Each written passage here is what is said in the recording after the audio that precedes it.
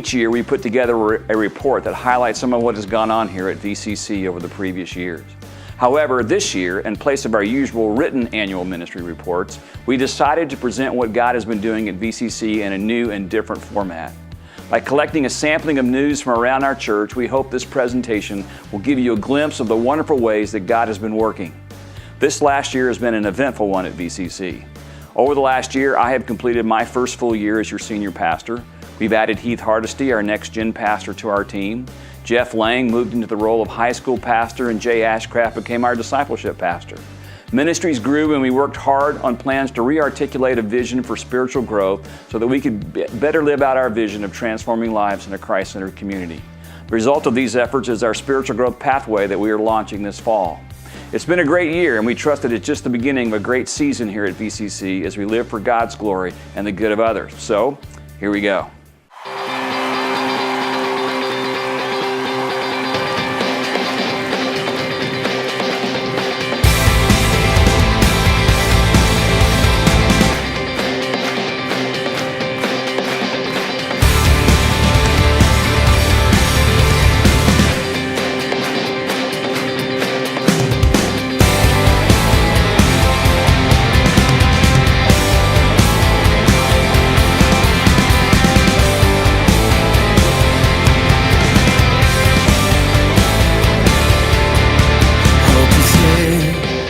I've been used to everyone.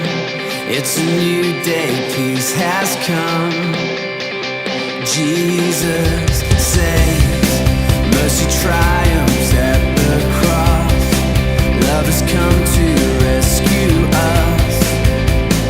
Jesus saves.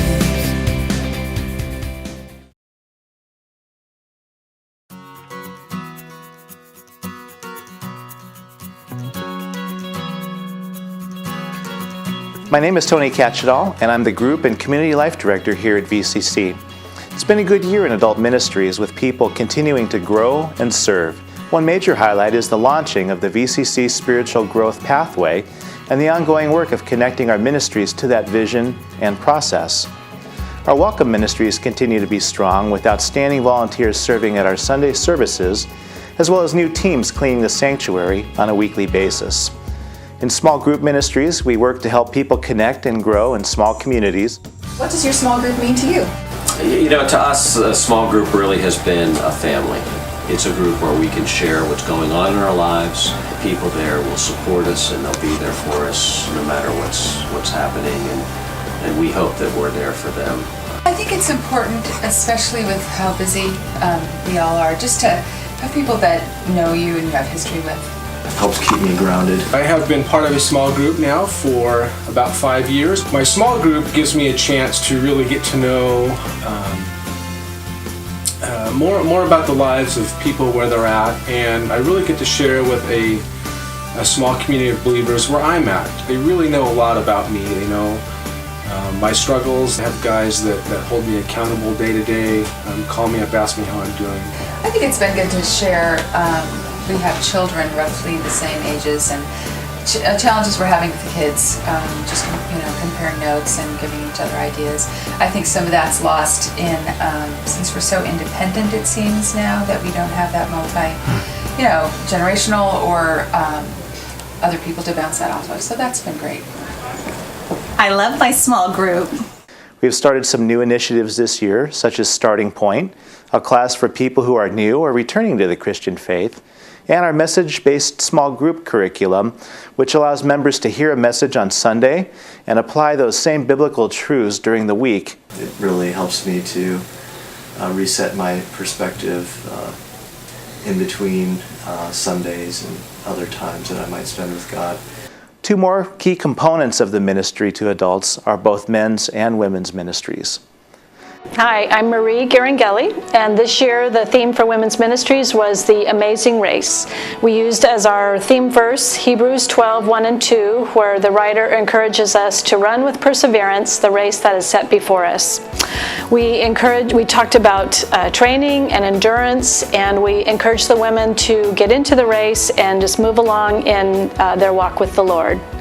One of the big highlights of our year is always the Women's Retreat, and this year was no exception.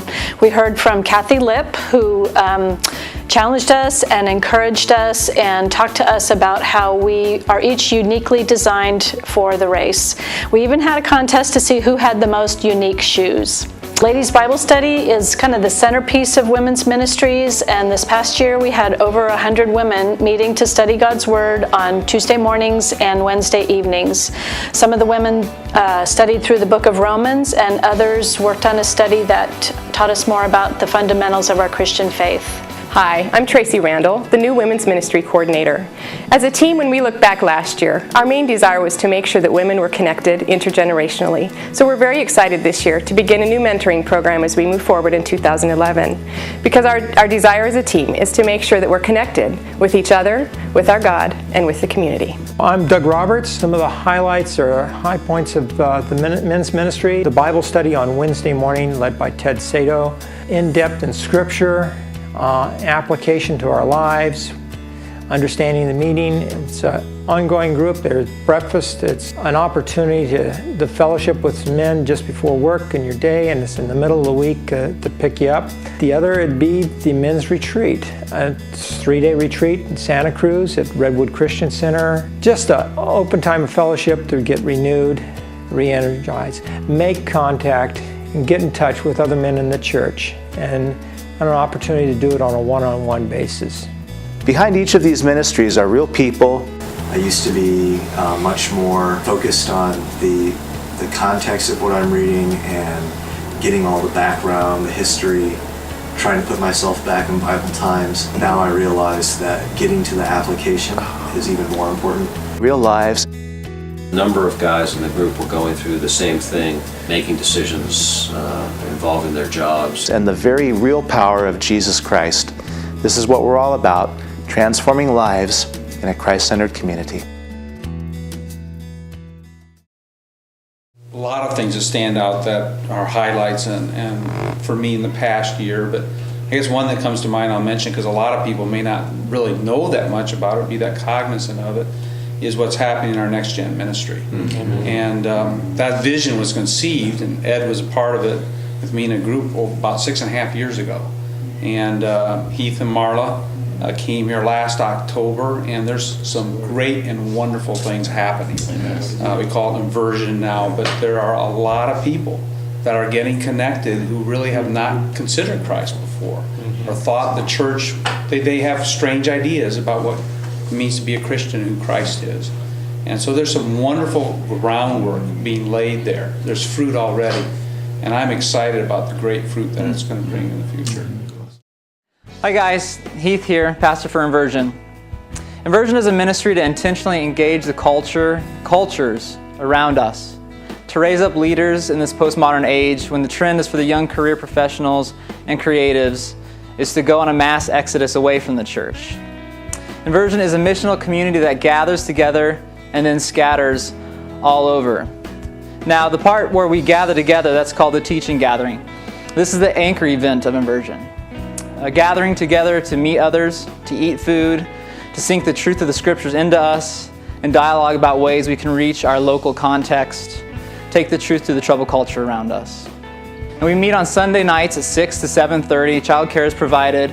We have a great time. One of those times that we gather together is called Second Sundays. It's exactly that. It's the second Sunday of the month. Everyone brings food and we eat during the message. These nights are incredibly popular. We have a great time. Please come visit us on one of those nights. And one of the core values of Inversion is to cultivate a culture that encourages, engages, and redeems the arts. So we've had some awesome opportunities to bring in some great musicians. One of those was John Trost. He was our first guest. John travels all over the country putting on hour-long concerts in living rooms. It's a blast. He actually comes into someone's house. He plays some songs for you and then tells some stories, and everyone just has a great time.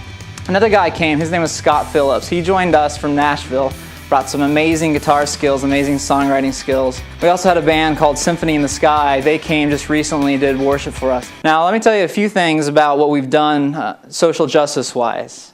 On Saturday, July 24th, Inversion took a team of 12 to a neighborhood of West Oakland called the Lower Bottoms. We joined up with World Impact Ministries,